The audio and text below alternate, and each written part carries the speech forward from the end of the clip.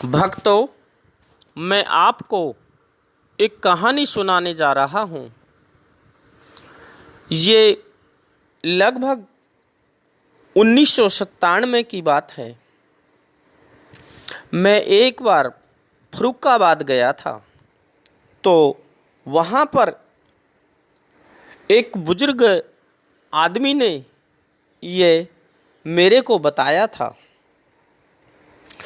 बताते हैं कि एक कृष्ण का भक्त था और वह सच्ची आत्माओं से उसकी पूजा पाठ करता था और एक साधारण किसान भी था।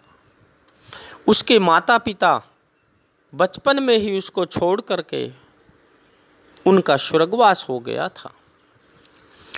उसकी शादी हो गई क्योंकि उसको उसके चाचा ताऊ ने ही पाला था। जब उसकी शादी हो गई तो उसकी जो औरत घर में आई थी वह एक बदचलन औरत थी। धीरे धीरे समय गुजरता गया, उसके यहाँ पे किसी संतान का जन्म नहीं हुआ। वह अधिक समय अपने खेतों में ही कमाता और शाम को अपने घर पर आता था। भक्तों, बताते हैं कि वह पूरे दिन खेत कमाता, लेकिन उसके लिए खेत पर सूखी रोटी उसकी औरत लेकर जाती। कोई दही छाछ कुछ भी नहीं। कभी कहती दूध को बिल्ली पी गई, कभी कुछ कहती, कभी कुछ कहती।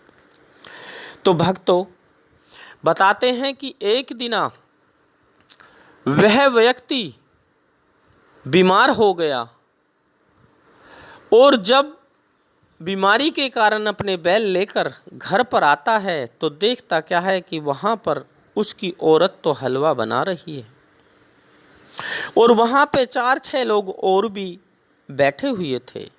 लेकिन उसको देख कर के सभी वहाँ से भाग गए। उसने बैलों को बांध करके जब अपनी औरत के पास गया, उससे कहा कि आपके पास ये कौन लोग थे? उसने कहा ऐसे ही गांव के आ गए।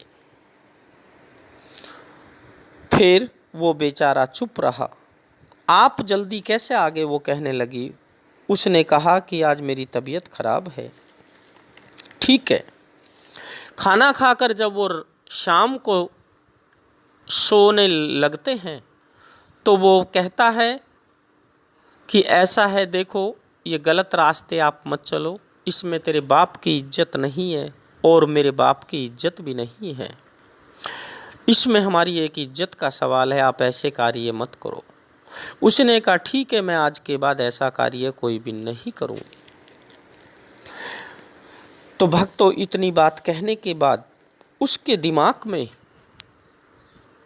अलग अलग सोच आने लगी उस आदमी के प्रति। एक पड़ोसी के यहाँ पर बच्चा पैदा हुआ था। उसने उस बच्चे को चोरी से उठाकर और उस औरत ने उस बच्चे को नाड़ काटकर अपने बिटोड़े के अंदर दबा दिया। अब पड़ोसी कई रोज तक परेशान रहे, लेकिन बच्चा नहीं मिला और खुद ही जाकर वहाँ पे कहने लगी कि बता तो मैं दूंगी कि मेरे आदमी ने आपके बच्चे को काट दिया, लेकिन मेरा नाम नहीं आना चाहिए क्योंकि मेरे को संतान नहीं है। यह सब साधु ने बताया। उसके खून में अपनी औरत को नहला दोगे तो आपके बच्चा हो जाएगा। इसलिए आपके बच्चों को उसने चोरी से उठाकर और काटकर मेरे को नहलाने के लिए कहने लगा, लेकिन मैंने मना कर दिया। अब भक्तों, पड़ोसी थाने में जाकर रिपोर्ट लिखा देते हैं और दरोगा साहब साथ में रहते हैं। आकर देखते क्या है कि बिटोड़े में बच्चे की लाश दबी हुई थी। उसको निकालने के बाद वह उस व्यक्ति के पास खेत में गए जहाँ पर वो हल चला रहा था। उससे कहने लगे कि आपने बच्चे को मारा। उसने कहा मुझे तो कोई पता नहीं है। कौन बच्चा?